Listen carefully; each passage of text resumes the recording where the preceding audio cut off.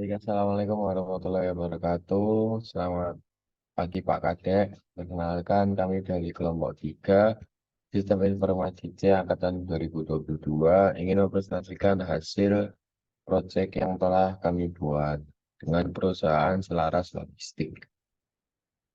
Sebelumnya, perkenalkan ini adalah anggota kelompok kami. Yang pertama adalah saya sendiri, Satria Ma'arifin, dengan NIM 22051214081. Dan yang kedua ada teman saya, Reza Pramudia, dengan NIM 22051214090. Dan yang terakhir, dan yang ketiga adalah Ahmad Wahab dengan NIM 22051214096. Dan yang terakhir adalah G-Boy dengan NIM 22051214100.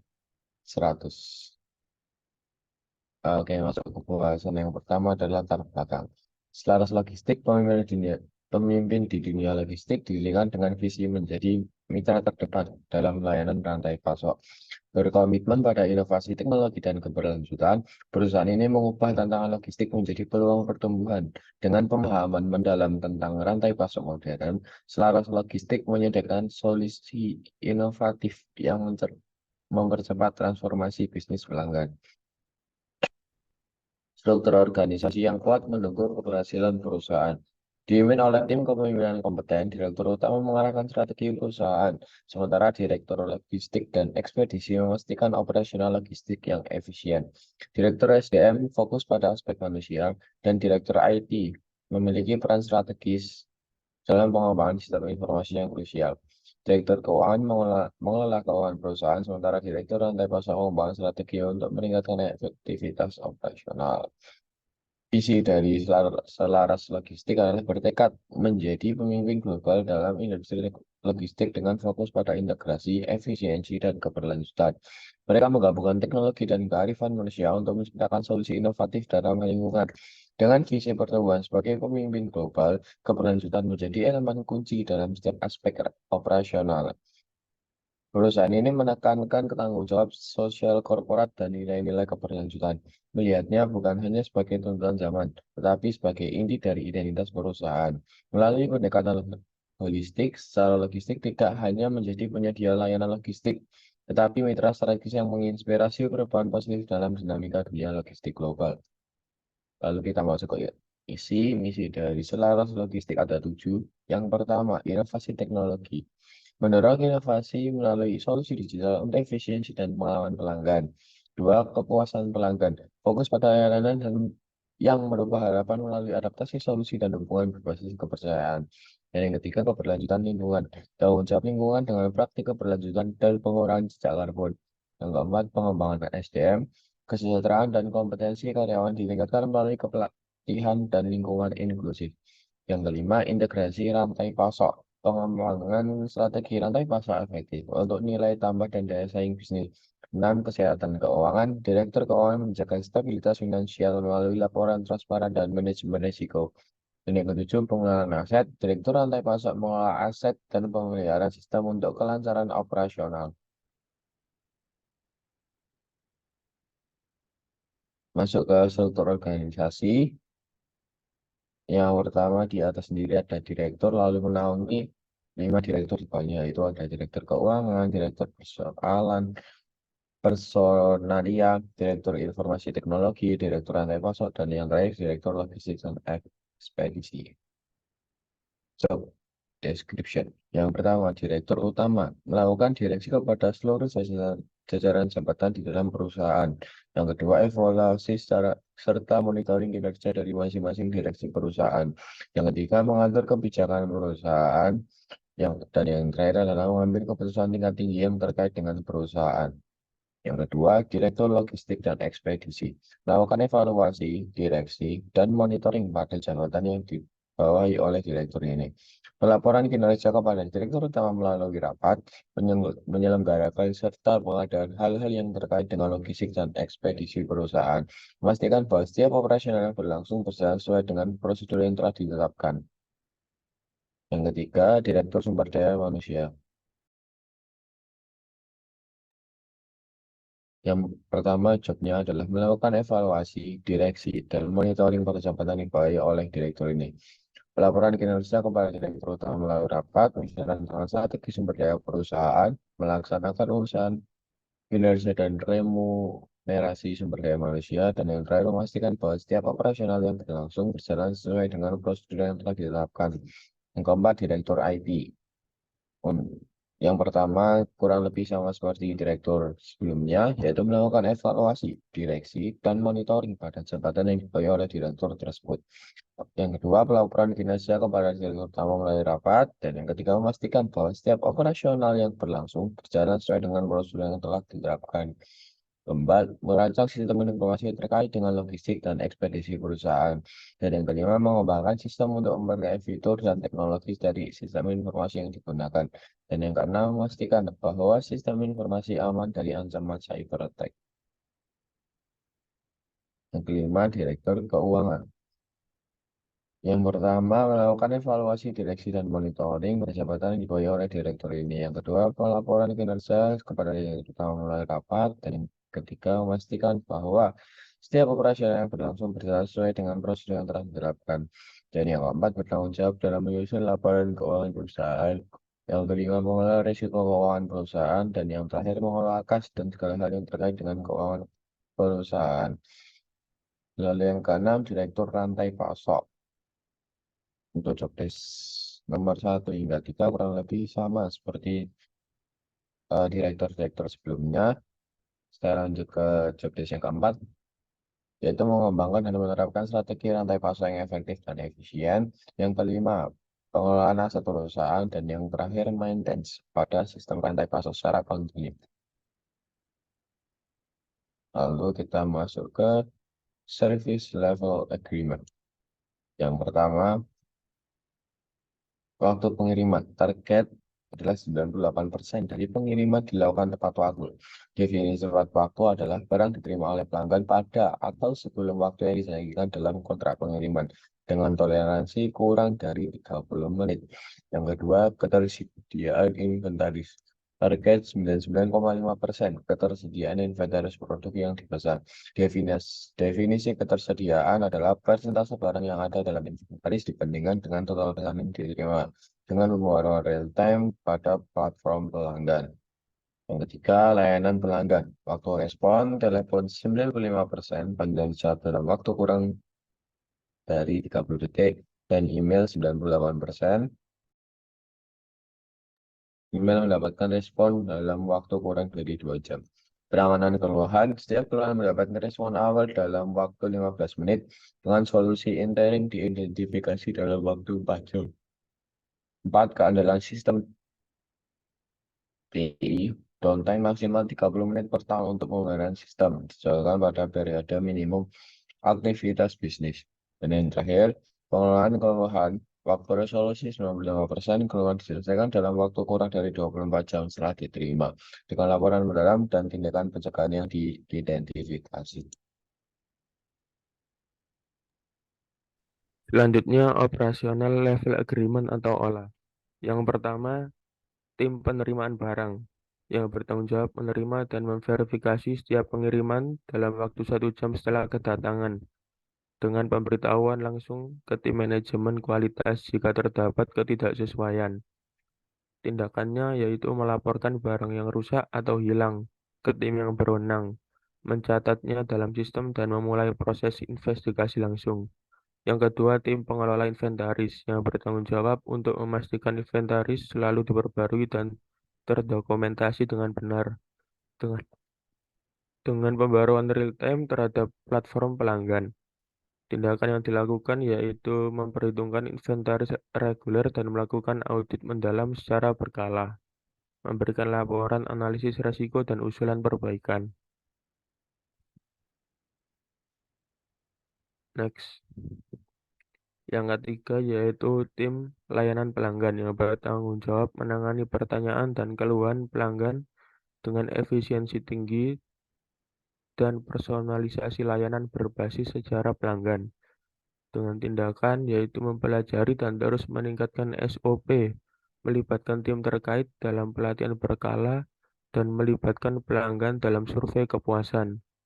Yang keempat, tim teknologi informasi yang bertanggung jawab menjaga keandalan dan kinerja sistem TI melalui maintenance dan tindakan respon cepat terhadap ancaman keamanan. Dengan tindakan yaitu merencanakan dan melaksanakan pembaruan perangkat lunak rutin, mengimplementasikan teknologi baru, dan mengadakan simulasi uji kebocoran keamanan. Next. Yang kelima, tim resolusi keluhan yang bertanggung jawab menanggapi keluhan pelanggan secara menyeluruh dan merinci dengan pendekatan pencegahan terhadap masalah yang serupa. Tindakan yang dilakukan yaitu melibatkan tim cross-fungsional untuk menyusun rencana tindakan perbaikan yang komprehensif serta melibatkan pelanggan dalam sesi debriefing setelah resolusi. Next. Selanjutnya yaitu SOP, Standard Operating Procedure.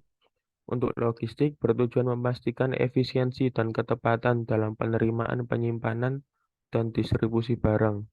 Fokus utamanya yaitu memberikan layanan terbaik kepada pelanggan sambil menjaga integritas inventaris. SOP ini mencakup pemeriksaan cermat untuk mengurangi resiko kerusakan barang yang menggunakan prinsip FIFO untuk efisiensi penyimpanan dan penekanan pada pengiriman akurat dan tepat waktu. Manajemen inventaris, keamanan, dan keselamatan menjadi integral dengan audit dan evaluasi berkala untuk identifikasi tren dan rekomendasi perbaikan. Pelatihan rutin diberikan kepada staf dan audit internal dilakukan guna memastikan kepatuhan terhadap SOP, menciptakan standar operasional tinggi, konsistensi pelayanan, dan peningkatan efisiensi logistik. Next.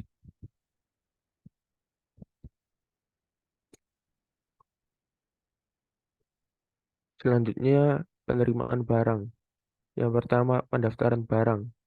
Setiap pengiriman barang harus dicatat dalam sistem inventaris menggunakan nomor resi atau referensi pengiriman untuk pelacakan yang efisien.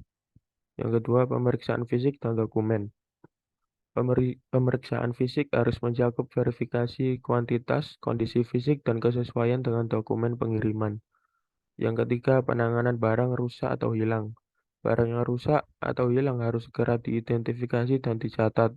Laporan ke bagian yang berwenang untuk penggantian atau tindakan lebih lanjut. Next.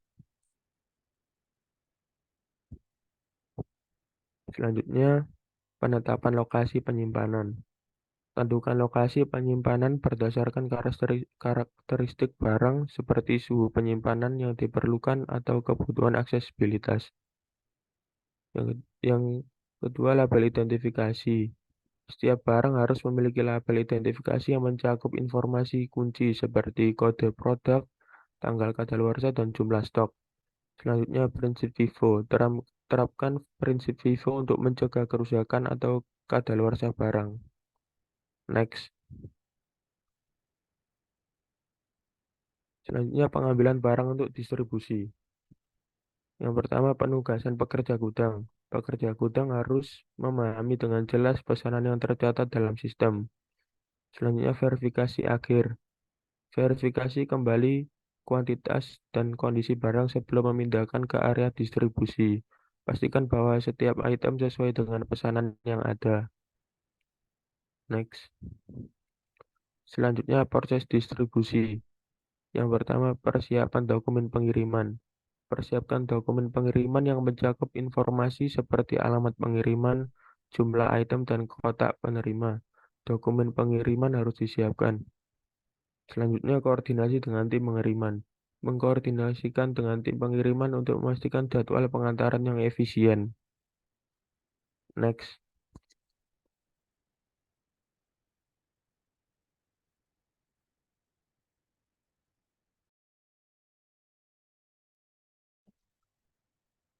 Selanjutnya, SOP dari retur barang. Pertama, prosedur penerimaan retur. Tetapkan prosedur yang jelas untuk menerima dan memproses retur barang, serta melakukan verifikasi sesuai dengan kebijakan perusahaan. Kedua, ada penanganan barang retur. Periksa kondisi barang dan tentukan langkah-langkah selanjutnya seperti pemulihan, pemusnahan, atau pengembalian pada pemasok. Next.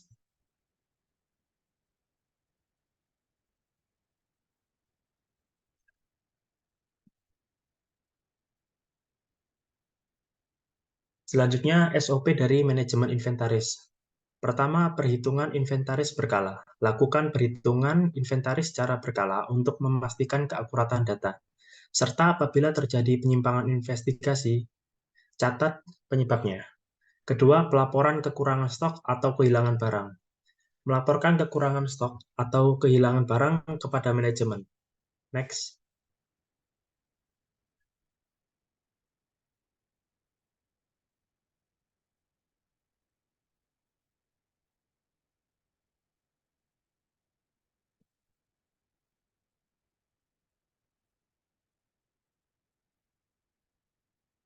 SOP dari keamanan dan keselamatan.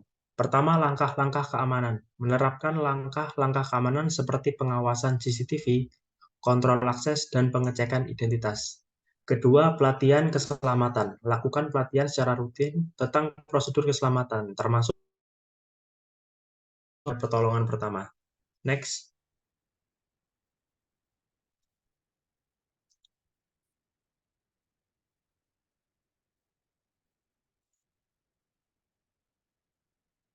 SOP dari pelaporan dan evaluasi. Pertama, laporan kinerja berkala. Pembuatan laporan kinerja secara berkala untuk mengevaluasi efisiensi operasional. Kemudian, rekomendasi perbaikan. Ajukan rekomendasi perbaikan dan peningkatan proses kepada manajemen. Prioritaskan dan implementasikan perubahan yang diusulkan. Next. SOP pelatihan dan pengembangan. Pelatihan rutin, memberikan pelatihan rutin kepada staf terkait untuk memastikan pemahaman dan kepatuhan terhadap SOP. Pelatihan harus mencakup pembaruan terkait standar operasional prosedur, kebijakan baru, atau perubahan prosedur. Next.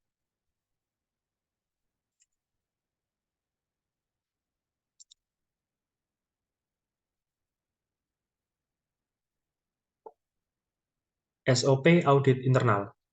Audit periodik. Melakukan audit internal secara menyeluruh dalam jangka periodik untuk memastikan kepatuhan terhadap SOP. Kemudian identifikasi peluang perbaikan dan lakukan tindakan korektif. Next.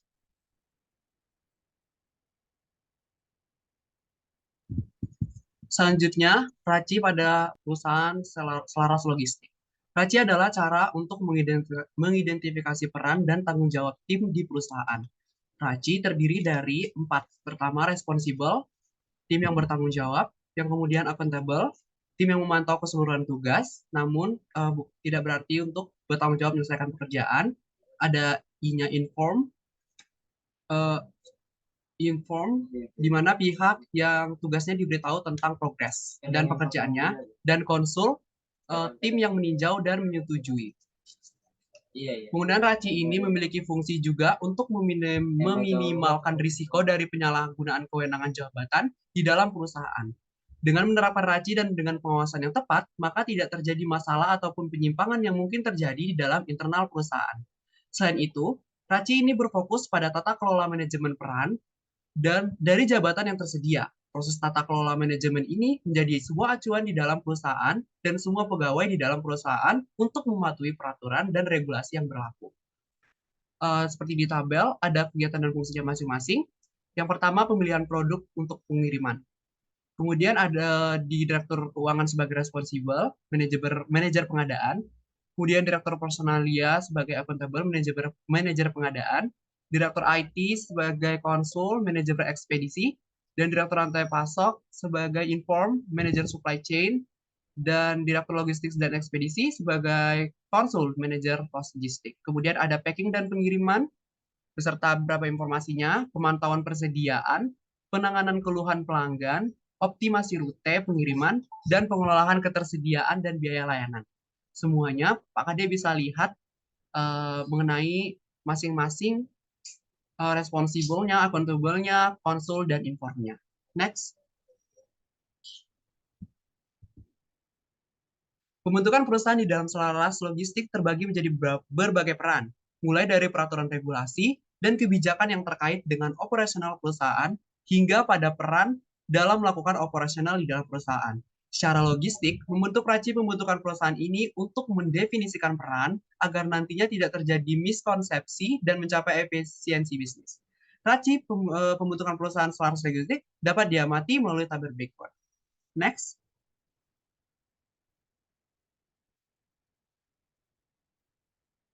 Standar mutu, etika, dan keselamatan kerja memegang peranan penting di dalam operasional perusahaan. Selaras logistik yang merupakan perusahaan dengan fokus model bisnis pada bidang ekspedisi dan logistik harus dapat memastikan secara akurat dari standar mutu pelayanan, etika kerja, dan keselamatan kerja.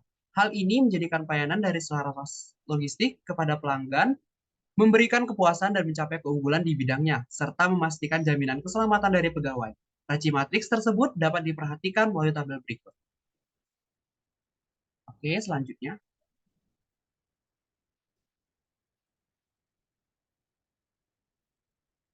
Next.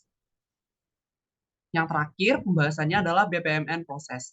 BPMN proses perusahaan selaras logistik dimulai dengan pelanggan melakukan pemesanan jasa, kemudian dihadapkan pada opsi pengiriman atau penyimpanan barang dengan menggunakan inclusive gateway.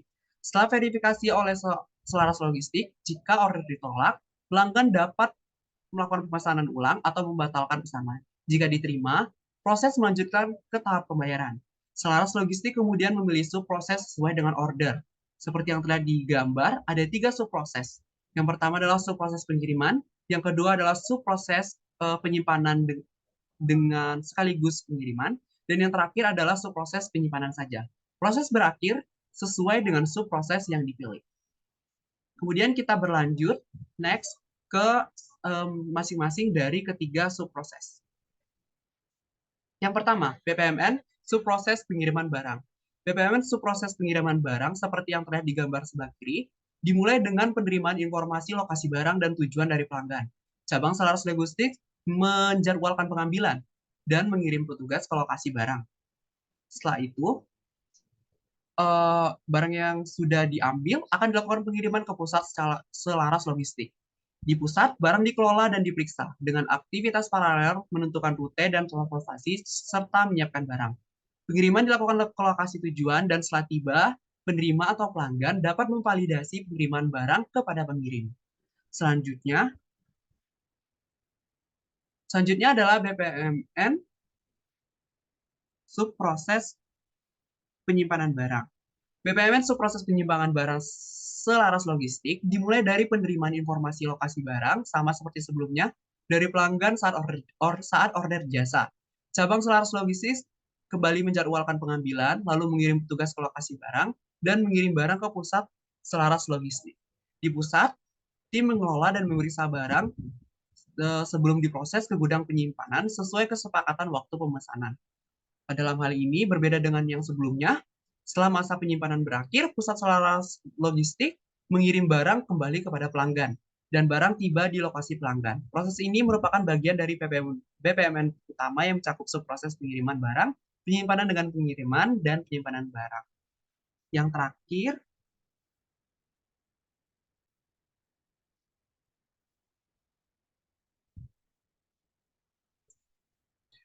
Selaras Logistik adalah perusahaan ekspedisi dan logistik yang memiliki visi untuk menjadi terdepan di Indonesia dengan solusi terintegrasi, efisien, handal, dan profesional. Perusahaan ini menerapkan struktur perusahaan yang dinamis, memiliki standar pelayanan dalam SLA, serta menggunakan OLA dan RACI untuk menjaga kualitas internal. Dengan model bisnis yang terfokus pada proses dan subproses, Selaras Logistik siap menjawab tantangan logistik di era digital, menyediakan layanan handal, profesional, dan terintegrasi, serta memberikan tingkat kepuasan yang baik kepada pelanggan.